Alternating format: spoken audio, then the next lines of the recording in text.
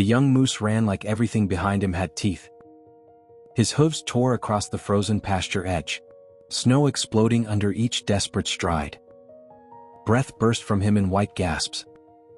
Behind him, wolves, 6 of them, low and silent, closing in with the cold precision of animals who knew he was alone. He had followed his mother's tracks through the birches until they vanished into the night. Now there was nothing ahead of him but open ground and a fence he couldn't stop for. Barbed wire flashed. He hit it at full speed. Metal screamed. The wire snapped. The moose tumbled into a cow pasture, legs flailing, the world flipping sideways as the herd exploded in panic around him. Cows scattered in every direction. Except one. A lone heifer stood her ground, breath steaming in the dawn cold, staring at the injured calf as the wolves gathered at the broken fence behind him. One of the cows, Daisy, stood rooted, head low, stand steady as if weighing this wild stranger. Her breath fumed in slow, deliberate streams as she watched him crash into the snow. Behind her, the others wavered, looking to her for direction. The wolves stopped at the snapped wire, pacing, snarling. But Daisy did not flinch. The smell of cattle, the silhouette of barns, human territory, held the wolves back for a single heartbeat. But a heartbeat was enough. The moose tried to rise, legs trembling violently.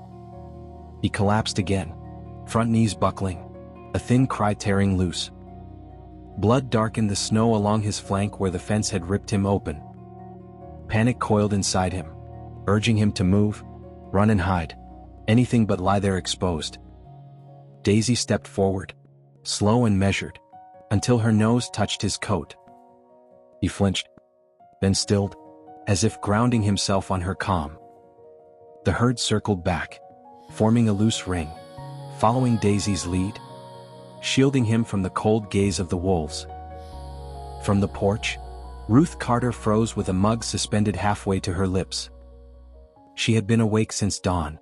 Old grief had a way of keeping her company, and she knew instantly that something was wrong.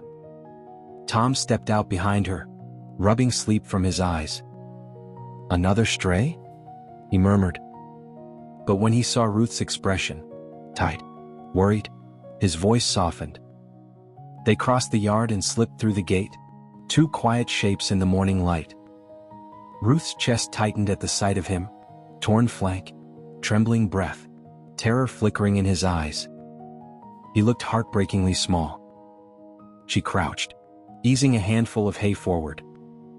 He hesitated, nostrils quivering, then leaned down and ate, shaky in careful bites. Tom watched Ruth's hands tremble. He knew the story she rarely spoke of, the fawn she couldn't save years before. He placed a steady hand on her back. "Let's call the wildlife office," he said softly. The ranger's voice crackled through the radio. If the moose wasn't aggressive, let him rest. Let nature do its work. Interference would only worsen things. So they let him stay. Days opened slowly. The moose learned the farm's rhythm, the scrape of troughs, the soft thunder of hooves, Daisy leading him to the last patch of winter grass.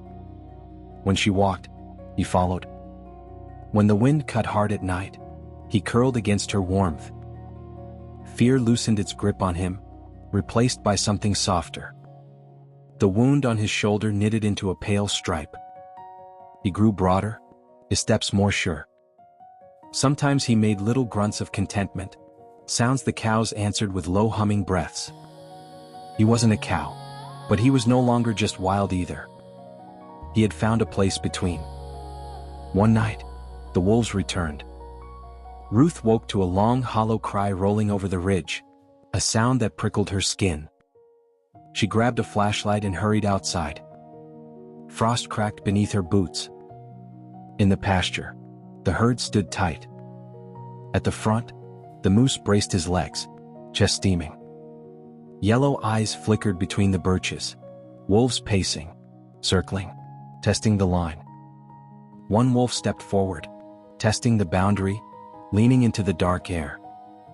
The moose tensed, half lowering his head, wanting to charge, wanting to run. His breath came in sharp bursts. Then Daisy moved. She pressed her forehead into his shoulder, a firm, grounding touch. Her calm rippled through him. His muscles loosened. His breath steadied. The wolves held for a moment longer, then slid back into the trees, swallowed by darkness. Belonging, Ruth realized, wasn't just comfort. It was courage borrowed from another. Peace didn't last. One afternoon, a neighbor slowed his truck along the fence line, phone raised before Ruth even noticed. He snapped a quick picture, Daisy and the moose grazing shoulder to shoulder, and drove off without a word.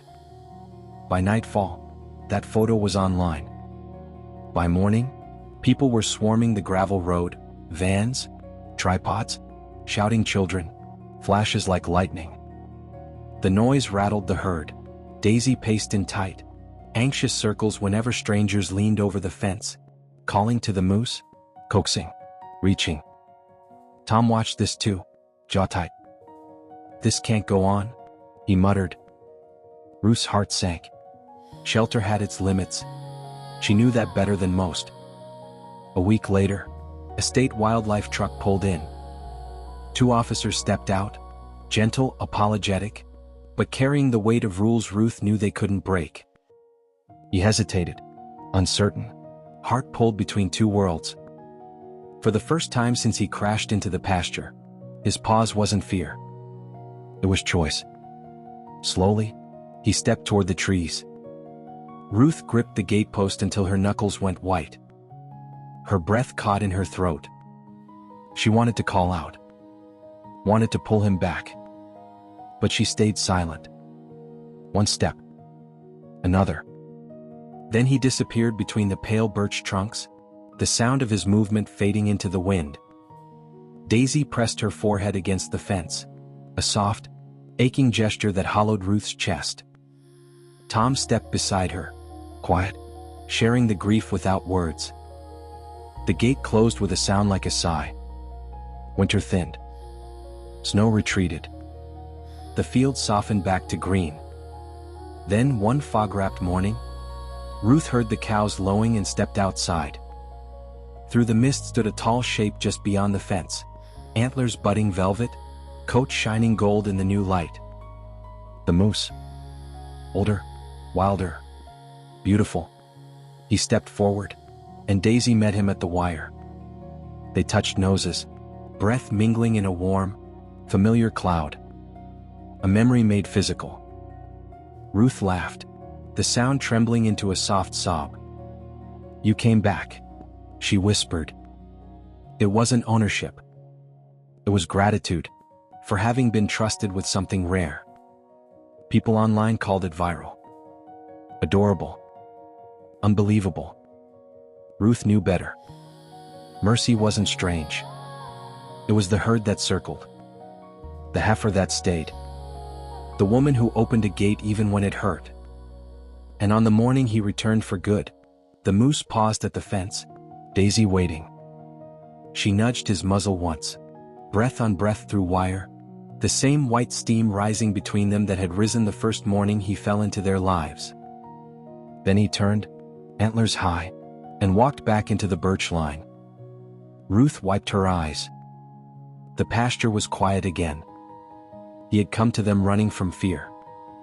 And he left carrying only love.